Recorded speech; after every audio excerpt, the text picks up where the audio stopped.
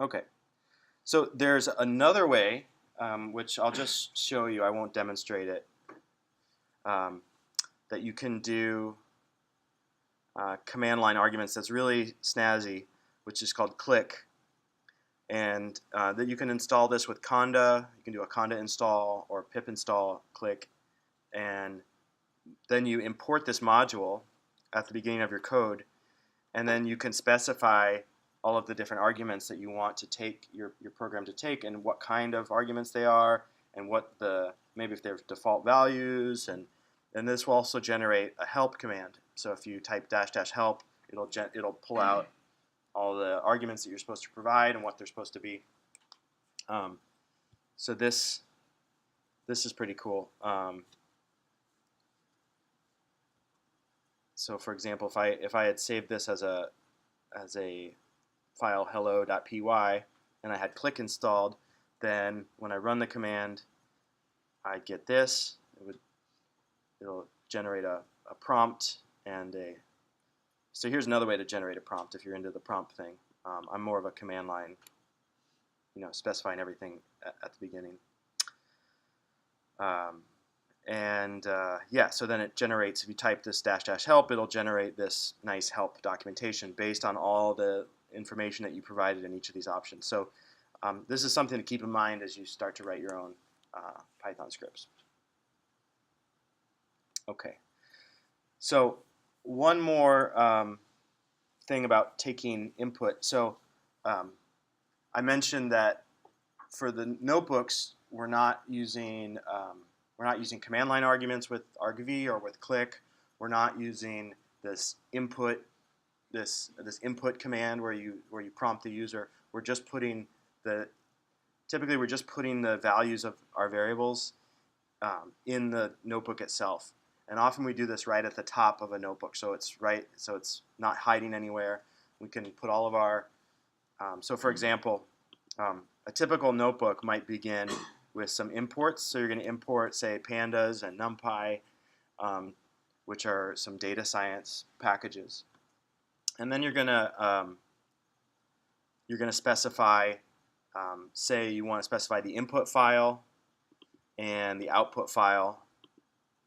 So then these would be the paths to the file, which can then be opened in different ways. You can open those paths, but you first want to specify where's the input file, and then what's the, say the output file I want to generate. You can then specify, say, some iterations, like how many times you want to do something, or if you're doing bioinformatics, you could specify an e-value, maybe a color for your data, and a title for your plot. But anything that you want to specify, you can put in a cell or a couple cells of your notebook at the top of your notebook, so that if you want to go back and change something, you always know where to find it. And also, this makes it easy when you want to maybe convert your notebook to a Python script to very readily say, okay, here's all the things that I need to, here's all the different variables that I want the ability to change. Some things will be what we call hard-coded, which are they're variables, but you don't change them. You just decide what they're going to be and you leave them. And those could maybe be down in your notebook, or they could also be in the top part here. But a lot of these things you might want to have the ability to change in your code, and so it's nice to have them up here all together. Okay, so that's taking input. There's a lot of different ways to do it,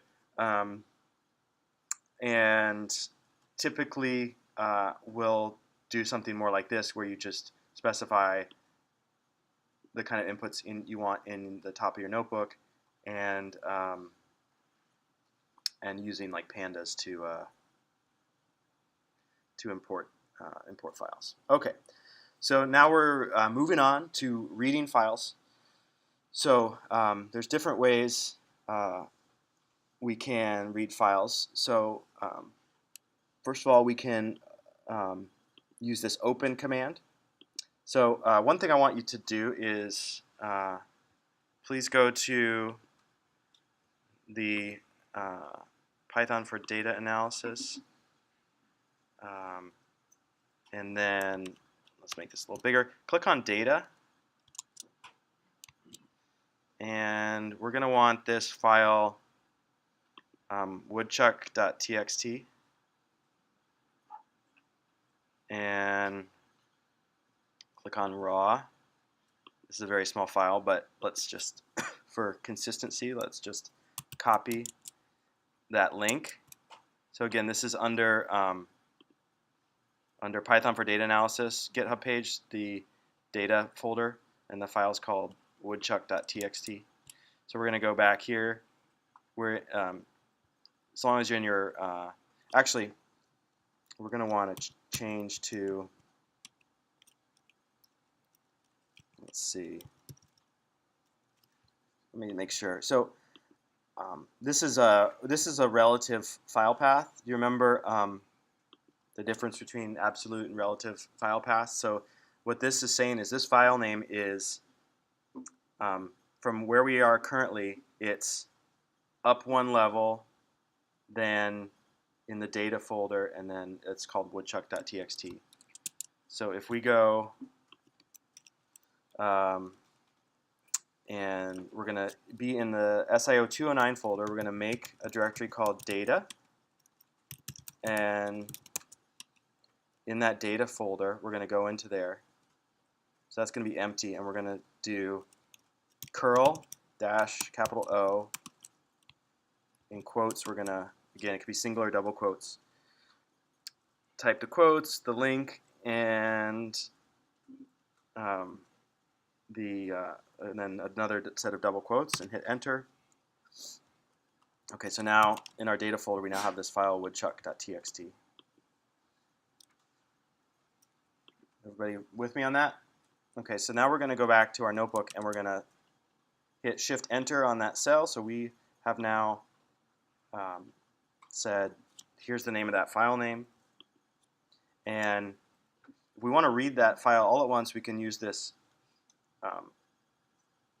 open command to create this file, what's called a file handle object, or technically it's called a text IO wrapper. This is one way to get text from a file. So we're going to say open this file name, which is that woodchuck.txt file, store that as txt, this variable. We're then going to print a line that says content of file, and then we're going to print the contents of that file, and then we're going to close that file handle object. So if you hit shift enter on that cell, your computer should find that file, open and read the contents, and print that output, and then close that file.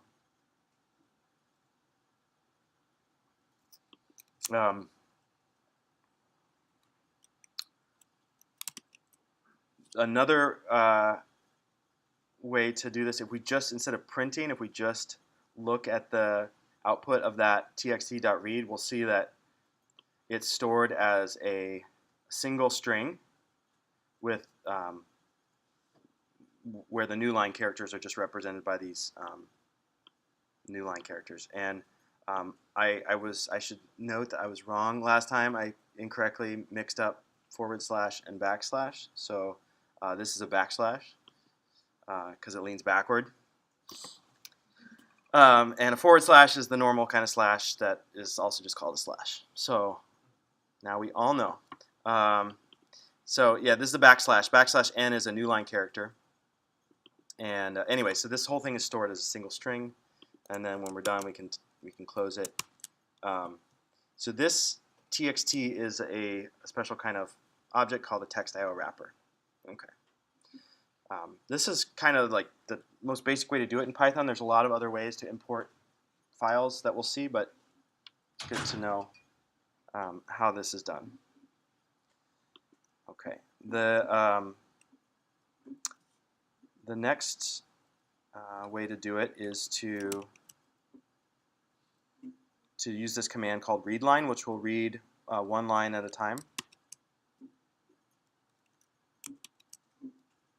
And there's 3 lines plus a new line at the end, and then it'll close. So if you want to read one line at a time, you can use this readline command. If you want to